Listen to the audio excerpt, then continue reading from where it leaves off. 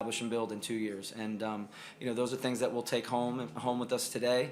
I told these guys it's a difficult moment, but take the time in the next 24 hours, 48 hours to really understand what has happened this year, the development, the growth, the camaraderie, the relationships that we've built, and we're going to need to keep building on that for next year. So they were just very relentless. It's a physical midfield too. They weren't giving our center backs time on the ball. Their center mids were jumping quickly. They released their fullbacks at times. So if you get into 1v1s around the field, there aren't many duels that we're going to win in a 1v1. So they came full throttle. If you can break that pressure and cause some insecurities for them, it may cause them to second guess that. But they were coming, and it made it challenging. We tried to utilize Musa. Chiellini won about every duel with him. So from that standpoint, it was challenging. We talk about going around them and over them when it is this way, but it was tough to get a footing. They weren't going to let us get into their half and set up shop. I think that was quite clear with how they were pressing, and it became challenging. And when you don't have the ball and you're up against that team, they can put you under pressure. And the set pieces wore us down. A very similar mentality that we have when we're at home. We were on the other side of it today, so give them credit, but we'll learn from it. Not our best day, certainly with the ball, and they make it challenging in a lot of ways when you don't have the ball. Challenging indeed for Austin FC. We're here on the Striker Texas MLS Podcast. John Arnold in Dallas, Texas. Victor Araiza is down in Houston. Chris Bils still in Los Angeles, where he covered Austin's final match of the 2022 season. A 3-0 loss to LAFC. The California team is moving on. Chris, we just heard from Josh Wolff with those initial impressions. What were your kind of first thoughts after the game that people can check out on the Striker? What did you make of this defeat in the Western Conference? It was dominant from LAFC. Right from the jump, I think that they jumped all over what Austin FC was trying to do to them, which was to sort of sit back and make things difficult on LAFC. And LAFC just passed right over them. They did what FC Dallas couldn't do, and they got the ball to that front line. And then I think it was really difficult for the back line to deal with Bouanga, Arango and Vela. And then when Austin FC had the ball, there was pressure all over him. The midfield of Danny Pereira and Alex Ring couldn't seem to figure out how to connect things. They were too far apart. That's kind of how Josh Wolff described it at halftime, and I totally agreed with him. And there was a moment I think that stood out to me. I think it was the 22nd minute where the pressure was starting to build, and there was a ton of chances. It was right after these kind of moments where Cifuentes got in behind. I think Bouanga got in behind, and at some point Ruben Gabrielsen just sat down and kind of looked like he was maybe injured. I asked him about it afterward. He was like, "No, I wasn't injured. I was just trying to give my guys a chance to go talk to Josh Wolff and figure out how they were going to fix this thing." It was like, "Come back to me when you guys have this figured out, because this ain't it." And sit down to lick the wounds a little bit. Yeah, so I'll write a little bit about that and what LAFC did and how Austin FC, just wasn't quite up for it on the day. I think, on another day, maybe this thing goes differently. Maybe they figured things out on the fly before LAFC can go up 1-0 on that Chicho Arango header. Brad Stuver played, I thought, fantastic for the first 55, 60 minutes to keep Austin FC in it. Still 1-0 at that point, and then the own goal for Maxi Urruti was pretty much pretty much all she wrote at that point. Yeah, I think Stuver had some nervous moments as well, some really good saves, but there were some times that the 2 or 3 times where he came off the line in the first half, I'm like, this might be the game plan, but you got to execute it a little better.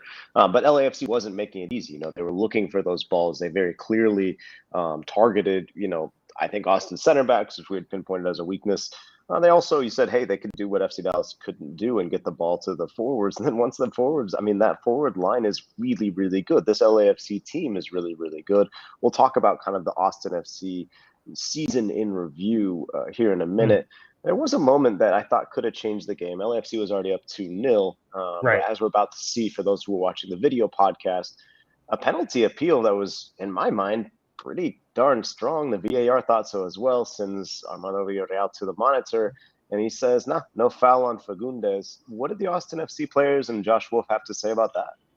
Yeah, Diego Fagundez definitely thought it was a stone cold penalty, and I think that the players really felt like if that could have turned the tide and given them sort of the momentum that they needed. They were playing themselves back into the match. They were, creating some more chances. They were stringing together some possession.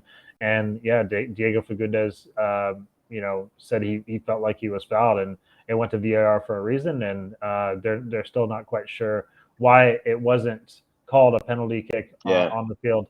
And yeah, there it is. If you're watching along with us on YouTube, go ahead, Chris. But in the end, I think that Josh Wolff and the players they said, yeah, that could have changed the match. It could have changed the momentum. But at the end of the day, LAFC, was the better team on the day, and they have to kind of accept that. And I don't know that one moment necessarily overshadows the 85 minutes or whatever where LAFC was the dominant team. Victor, penalty for you?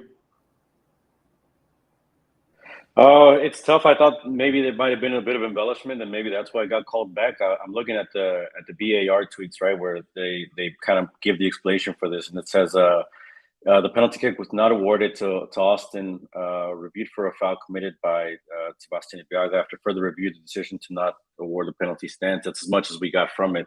I thought maybe there was a little bit of an extra jump at the end by Fagundez, and maybe that's just something that worked against them. I guess. But I mean, I don't know. If somebody's stepping on my foot, I'm jumping as well. I agree with you. Yeah, and then the other I don't thing think is it overall changes the game, right? Yeah, I mean, I think physical like, too, so that's why I thought maybe that's why it was just a little lenient by the ref. No, and I think like Victor, to Chris's point, like he's, I think quite rightly, saying, hey, listen, like, maybe it's 2-1 if Austin gets the penalty. The way that LAFC had started the game and the way that they had responded to what Austin FC was trying to do by shutting them down, by limiting opportunities for Sebastian Driussi, by getting the ball to their best attacking players, line-breaking passes, dominating the midfield. Like, this was a comprehensive performance by LAFC. Ultimately, it reflects that in the scoreline. Maybe it should be closer, but LAFC all season was the top team in the West. Yes, Austin beat them during the regular season. I think maybe a little much was made of that because when you look at the rosters for those two games, they're maybe not as good as LAFC is now. LAFC dominated this game. It was a great performance. Yeah, and I think that's why, we come away with it saying, that penalty maybe wouldn't have made a difference because at that point it was already 2-0. LAFC had a stronger hold of the game. For a long time, though, it did kind of seem like, man, LAFC is getting all these chances and they're just not putting them away. If Austin can get just one, and even when it was just 1-0, right? If Austin could just get that one to get back in the game, right? They were lucky to get to halftime and be able to regroup. I think everybody sort of expected Wolff to adjust the starting lineup that he put out there, take Rigoni out, put in Ethan Finley sooner. Yeah. That double change. Let's talk about that. I think. Let's talk about that with Chris, because we talked about last week who kind of we would start in LA, and I think both of us kind of talked ourselves into starting Maxi Urruti. Now, his first touch is an unfortunate own goal. Maybe people will be frustrated. He didn't have the best close to the season. But in those two wins against LAFC, he was a critical piece, especially that one at home. Ultimately, Wolff decides to stick with Moussa Djitté after his goal against FC Dallas, and he starts Big Rig on the wing, which was a big rig, was a big surprise to me. A big risk to put Big Rig in there. Again, we're kind of talking about it was a dominant performance from LAFC, and we're going to get into how good Austin's season was to even get to this point. Did Wolff get it wrong? I think. Sorry, I thought I was muted there for a second. I think that yes, he got it wrong, but I think the biggest thing that was wrong in the first half was nothing to do with the front four players, right? It was the back six couldn't figure it out. The midfield couldn't figure out what LAFC was throwing at them, and they couldn't get the ball to their forward line. I think Sebastian Driussi had 16 touches in the first half, and that was the fewest he's had in any half all season. Saw that from ESPN stats and info at halftime.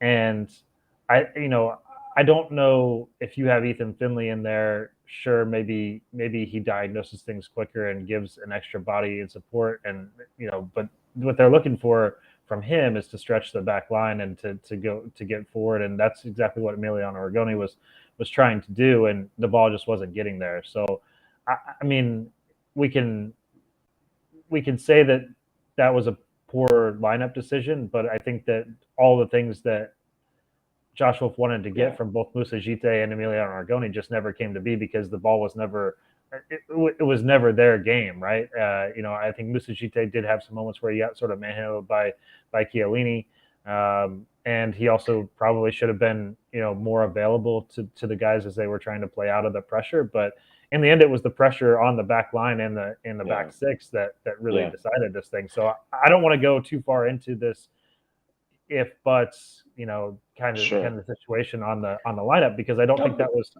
the issue. I think it was but it was a big question mark, right? When it came out, people were kind of shocked because this wasn't what Austin had been doing up to this point. And it was a big risk because it's something. I mean, Rigoni hasn't been informed. He hasn't been scoring. He even had those misses against Real Salt Lake, right? Where people were kind of questioning, and if Austin doesn't go through on the penalties, that would have been a big focus point on Rigoni that ultimately gets ignored because they went through. But I think that's kind of where the attention shifts on this game, right? Where it's where that was the risk more so than Gite. Yeah. I would say like I understand kind of like, to me he does get it wrong. To me, Wolff does get this wrong. But does he get it? So, does the game change? Does the result change if there are two different players in that position? Despite the fact that I think Austin's roster is pretty well constructed, they could probably have more depth in the offseason. We'll talk about that. Like, if he starts Arudi up top and Finley on the wing, I think they still lose this game 3-0. I will say, with Chiellini back there, it seemed even more like the option to play Arudi. I'm not clear, of course, when Josh Wolff kind of was able to understand who was starting for LAFC. Of course, managers always like to play games, et cetera, et cetera. I do think he would have been better because he runs all game, because he can give you a bit more of a challenge. Whereas Chiellini's game is like, I will out physical you. And Gite's game is like, I'm going to be really physical with you. So I did think that was a bit of a weird matchup, but again, kind of unclear when that kind of decision. Yeah, I think the biggest mistake or head scratching thing for me from a coaching standpoint was not having a plan B if this were going to be the case, which I think that you could always, the plan A was to sit in and frustrate LAFC. Okay, you tried that. It worked for maybe 5-10 minutes. Not frustrated. They were not frustrated. Then they were not frustrated at all. And all of a sudden you're frustrated. You can't play out. And what's plan B at that point? And they were slow to adjust. There was, I was struggling to figure out from my standpoint who would be the changes that would change this thing. But there's got to be some kind of options. You mentioned Maxi Arruti. I think him being able to drop in and play a little bit more might have helped. But there's got to be something, right? And they were just slow. They didn't even make, I don't think, a sub until around the hour mark. And obviously, Maxi Arruti's first touch ends up in the other net. So that's unfortunate from his standpoint. But I do wonder, like, if this is going to be how LAFC is going to spoil your game plan, you've got to have some other plan ready to go. And it just didn't seem like Austin. It seemed like Austin was slow to figure that out. Let's talk a bit about the season at whole, because look, like, I'm not trying to sunshine pump, but if you had told me last year after we were doing our end of season review when FC Dallas and Austin both had horrible seasons, and this year FCD makes the conference semifinal, Austin makes the conference final, unbelievable turnaround. And I think especially for Austin, because it's a second-year team, we've seen teams in the league sort of, I guess, like, take their destiny, right? Atlanta United takes this big step forward. They win MLS Cup. Minnesota United doesn't take this big step forward, and they're still looking for their first piece of silverware. So, this is a massive, massive season from Austin, an enormous campaign. What were the keys to this crazy turnaround that Austin had this season? Obviously, we've talked every single week about the gradual improvements, about the ups and the downs. When you look back at 2022 and do your end of season review pieces that people can pick for on the striker, what are the themes that you're going to touch on, Chris? Yeah, this club really found an identity this year. I think in not only, last year was finding an identity in style of play. This year was finding an identity in a club that doesn't accept losing.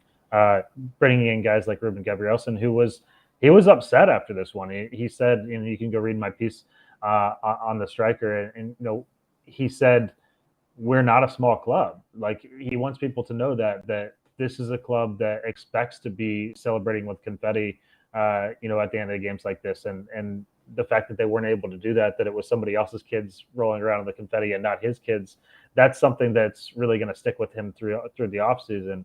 And it's characters like that, like Maxi Arruti, even guys like Ethan Finley, and adding to the guys like Alex Ring and of course Sebastian Driussi, who have that mindset as well. And that's what this club was put here in Austin to deliver, is to be one of the big clubs in MLS. When they built the stadium, when they built the training facility, when they came to Austin and said, we're going to be the first professional team in this market, and the fan base responded. And there's 20,000-30,000 people on a waiting list for season tickets. There were close to 500, I think, out here in LA for this one. Owners spend money, fans show up to games, but at the end, it's got to be the players who have the belief and the mindset that they're going to go in and win games. And they did it a lot this year. 18 wins, 69 goals, getting one step away from an MLS Cup. I think that raises the bar for every team, every player that's going to come into this group heading into next year, that they know that Austin should be seen as one of the clubs that's competing for trophies. And that's not something that you could have said coming into the season. I think that's the legacy, and you can read a bit more on the striker about that. But guys, I think that's my takeaway from being at this match as well, is it felt like a match between two big clubs. There's 500 fans out at the USC Exposition Park, ready to come off the field, the field for sure. Yeah. But I think there's still a ways to go with the roster. We talked about, I think maybe I haven't said it enough over the back half of the season, but this is not a fully filled out roster. What they accomplished this year is pretty incredible. Right. And that's what I was going to ask you. I mean, did they overachieve really with this roster? I think the scheduling helped them at the beginning. If we look when they had a tougher stretch at the end, we saw them struggle in the final months. I got to give credit here to our Theo Lloyd Hughes, and we're in the chat. He mentioned this is the fifth road game, I believe, in a row that Austin has lost. They closed out without winning a road game since July, I believe. That's not great. So I mean, these are things you kind of look back to and say, well, maybe there might have been signs here. I mean, this team, I think, did overachieve a little bit. I think, maybe not much was pointed because of their standings and in the defense and what they could truly handle going up against better opposition. I think maybe, but I would say they exactly achieved. They're the number 2 seed. They finished second. I mean, on the one hand, I understand what you're saying. In Driussi, and I mean, is this just a normal season for Driussi, or if he kind of goes, no. Goes there are down definitely questions for next year. And one thing that I tweeted after the game was like, can't take anything away from that season. Unbelievable season from Austin. Fans and look, like the front office is mostly experienced guys who know this league. Like what people have to understand, what the front office has to understand, what Josh Wolff has to understand, and I think already know, development is not linear. Like right now, it very much looks like, expansion season, we did terrible. Season 2, we did really well, finished second. And the kind of like totally reasonable and understandable expectation, what should be the goal is, we win the MLS Cup next year. We're in the final and we play a great game. If you've been around this league for any amount of time, you know that is not how it works. Like last year, it was the 4 seeds in the final, and New York City wins, and then they lose their manager halfway through the day. Like things will go wrong, things will go crazy. I'm not saying Austin hasn't had adversity. I'm just saying other things will pop up, other things will happen with the build. Development is not linear. And that is the funny thing about this season, because the higher seeds have actually had the home field advantage in the playoffs, at least in the West. I mean, all the home teams have won up to this point. So that's one thing. And now we're hearing the playoff system might change. So who knows how that's going to impact things. But for sure, I mean, I think great season overall, and we'll see how they bolster it. Yeah, the off season is going to be really interesting. We'll have it covered on the striker. First of all, let me tell you a little bit about something scary. It's Halloween, guys. It's Halloween, the time of ghouls and spooks and unsightly body hair. But you know what? You can take care of that, because support for this show is brought to you by Manscaped. They're the best in men's below-the-waist grooming. Their products are precision-engineered tools for your family jewels. I don't know if I like I know that's the slang, but I don't know if I like the hereditariness of that. Manscaped Performance Packages is the ultimate men's hygiene bundle. Join more than 6 million men worldwide who trust Manscaped with this exclusive offer for you, 20% off and free worldwide shipping with the code MLS. Couldn't be easier. Just type the name of the league that you're thinking about at manscaped.com. That will get you 20% off and free worldwide shipping. If you're watching on the YouTube video, it's right there. Couldn't be, well, I guess it could. We could make it a link. We'll work on that. We'll work on that in the offseason. Look, we're trying to make improvements as well, and not just to the show, to ourselves. I got the stuff, the Performance Package 4.0. It's a game changer for me. You've got the Lawnmower 4.0, the Weed Whacker ear and nose hair trimmer, the Crop Preserver ball deodorant, the Crop Reviver toner, boxer briefs, a travel bag. It's an absolute game changer. Chris Bils left to go take care of some things. To go use it, yeah. Right now. He's taking care of some things right now. Oh, he's back. That's how easy it is. That's how quick it is. That's and how quick easy it is to get 20% off. It's just go to manscaped.com and type in code MLS. This thing is waterproof. There's no, like the risk of ingrown hairs, very low. The risk of accidents, extreme. It's not. Don't worry about it. Manscaped.com, MLS. Speaking of worries, Victor, you were worried last week that the Houston Dynamo were going to get Ben Olsen as their next manager. It certainly seems like that's happening. Have you come around? Jesus. I'll try to be a bit more diplomatic, right? I think there were people worried about you in my Twitter mentions, man. There were people worried about you. Well, I mean, I'm worried. I'm going to go down to Houston and see if everything's okay. I'm worried about the club. That's kind of where I am. And I think if it's not up already, by the time you hear this, it'll probably be up on striker.com. I try to take in the week a little bit, trying to gather my thoughts here, and again, be as fair, as diplomatic as I can be about this. And I go back to the same thing. I mean, I think the thing here is that with the new ownership and Ted Siegel, with the new general manager, there was a hope that this would be a new injection of energy. Ted Siegel and the message around the club has been to live up to the pedigree or live up to being a team worthy of the fourth largest city in the world. And we obviously know what Houston is. In spite of its two professional clubs and the fact that they don't draw people to the games, this city loves soccer enough that they won a World Cup hosting rights, right? For that exact support. I mean, this is a city that loves the sport, and I think once you dig deeper, there's a reason why they don't support the MLS product, the NWSL product as strongly as maybe it's supported in other cities where they have found the keys to making that work. I think this was an opportunity to bring in a coach that could change the culture, that could give it a different, just a different sense of direction, right? And I think in that sense, it's a big opportunity missed. And again, I think it's been said on other websites as well. I mean, I'm sure people have talked about the class of person Ben Olsen is. That's not in question, right? If this was about having a good guy in charge, then Tab Ramos would have gone a third year, right? Because at least he would have already had a process advanced there.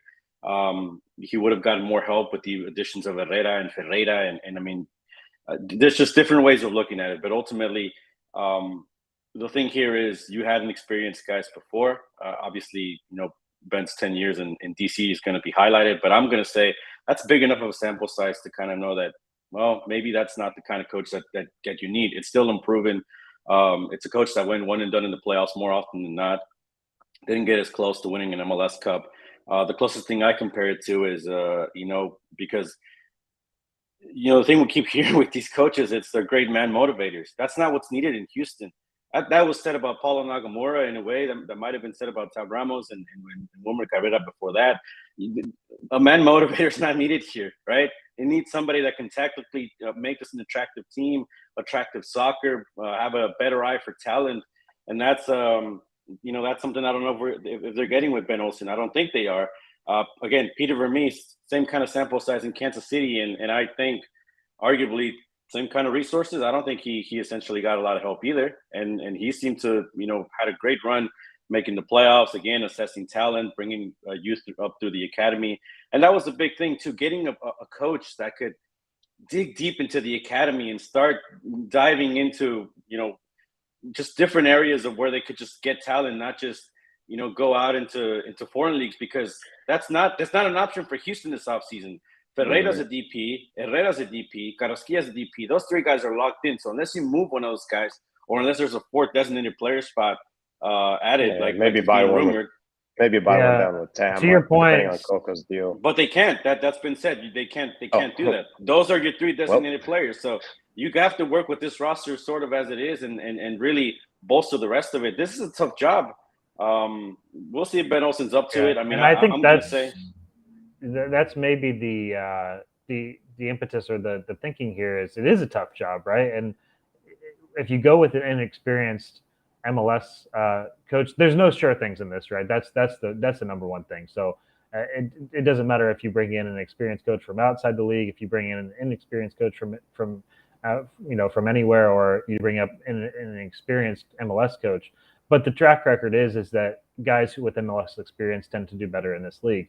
But that being said, I think that it is a little bit troublesome to me that Ben Olsen's experience is with a club that fits in much the same category as Houston does, at least in the time that he was there, right? And so is he going to really be able to come in and change the culture? Because, think about, like, I don't think Caleb Porter was ever in the running for this, but Caleb Porter has experience with Portland. He has experience taking, he won an MLS Cup. I mean, that's the thing. And he has exactly. But my point is that he's taken clubs that do spend a lot of money, that that he could go into Columbus and say, hey, I need this, and he has the track record to say, okay, well, Caleb says we need this, so we better get it. And I don't know that Ben Olsen can come into Houston and say and know all those things that you need to be able to compete with the biggest clubs in this league, because he's not really been with one of the biggest clubs in this league. I just wonder about that. Yeah, and I think I think in one hand it's like smart to go after an experienced head in MLS to do this turnaround. I think they focus too much on that, honestly. Yeah, I will say, like, when you go back through the coaches, you say Nakamura, who obviously played in the league, Tab Ramos, who knew the league super well, right, managed the youth teams, Wilmer, kind of same deal, right? And I think you're, Victor, saying, like, I would have loved some fresh blood here. And I think that could help with the Latino outreach that we're talking about. A winner. A proven winner in a club.